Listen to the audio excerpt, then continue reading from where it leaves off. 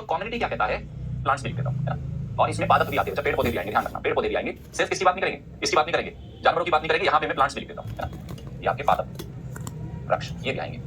तो कम्युनिटी क्या कहता है कि किसी क्षेत्र में, क्षेत्र विशेष में विभिन्न प्रजातियों की जीवों की संख्या एवं उनका आपसी संबंध समुदाय कहलाता है। समुदाय बोले तो कम्युनिटी। ये लो बच्चा, ये है आपका समुदाय।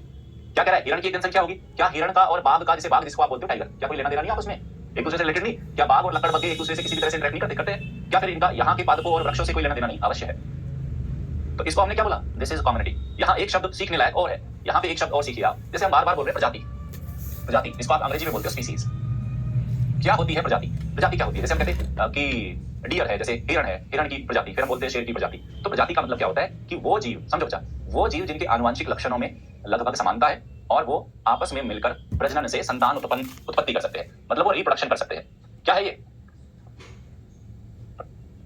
बोलते हैं कि वो एक ही प्रजाति के हैं। जैसे मैं कहूं यहाँ हिरण है और यहाँ है टाइगर, तो क्या दोनों के आनुवंशिक लक्षण एक जैसे हैं? आप बोलोगे नहीं। दूसरा, क्या हिरण और टाइगर आपस में प्रजनन करके संतानें उत्पन्न कर सकते हैं? आप बोलोगे नो। तो इसलिए हम कहेंगे हिरण और टाइगर सेम स्पीसीज नहीं है, सेम स्पीसीज नहीं है। जैसे इंसान देखो, 800 करोड़ है हम, लगभग हमारे लक्षण सबके एक, मतलब दिखते तो ये नाक, कान, आंख, मुंह, हाथ, सब आपस में हम रिप्रोडक्शन भी कर सकते हैं। वो बात अलग है कि भैया अफ्रीकन थोड़ा अलग दिखते हैं, यूरोपियंस अलग दिखते हैं, अमेरिका वाले थोड़ा अलग दिखते हैं ना, ऑस्ट्रेलिया वाले थोड़ा अलग दिखते हैं। 800 करोड़ आपस में मिलकर क्या कर सकते हैं? संतान उत्पत्ति कर सकते हैं। हम सब एक ही प्रजाति के हैं।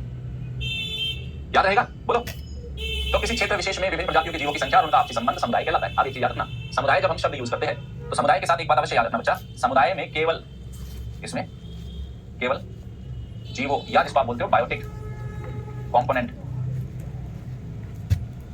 को शामिल किया जाता है।